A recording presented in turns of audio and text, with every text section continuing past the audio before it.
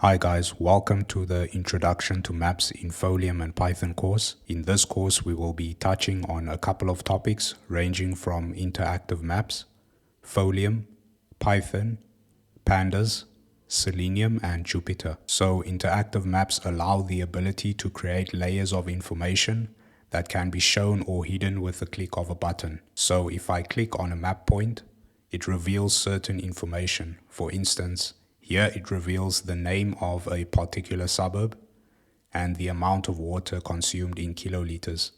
It includes the addition of text boxes to data points that show up when clicked in order to give a quick summary or description, which is what we have just seen.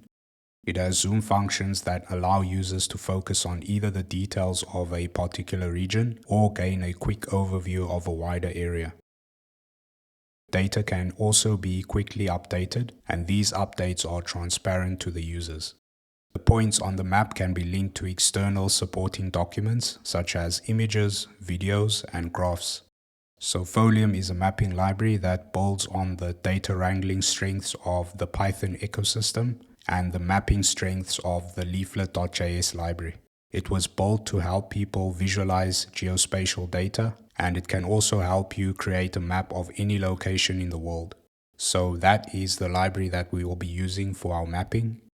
So the programming language that we will be using is Python. And then we are also going to use Pandas. So Pandas is a Python library that is used for data manipulation and data analysis. It can also be used as an ETL tool. And then we are going to be working in an environment called Jupyter. So Jupyter Notebook is an open source web application that allows you to create and share documents that contain live code, equations, visualizations, and narrative text. Use cases for Jupyter Notebooks includes data cleaning and transformation, numerical simulation, statistical modeling, data visualization, machine learning, and much more. So the types of maps that we will create in this course range from heat maps, point maps, and choropleth maps. And we will also be covering the consumption of external webmap tile services. So the webmap tile services will allow us to consume the tile base map that we can use in our application using the web service URL. We will also be covering different use cases. We'll be mapping the unemployment rates,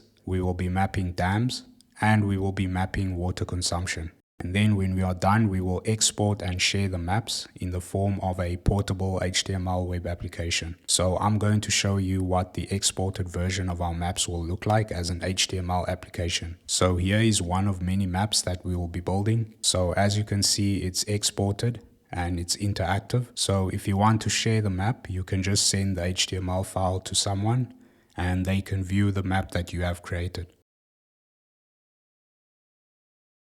And then we'll also be creating a point map where we have a bunch of points per suburb and we classify them with different colors. We will also be covering the consumption of webmap tile services. So that helps us add multiple base maps or layers like we have here. I can select the world ocean base map. And here's another one. So as you can see, we will be consuming multiple webmap tile services. And if you share this map, all these layers, points, and the data will be included in the HTML. Okay, and then we will also be building a choropleth map. We will be mapping the unemployment rate per country in the year 2018. We will also be consuming a tile that we will use to measure the dams on the map. So that is basically some of the few things that we'll be doing in this course. And I hope that you guys will enjoy and learn from it.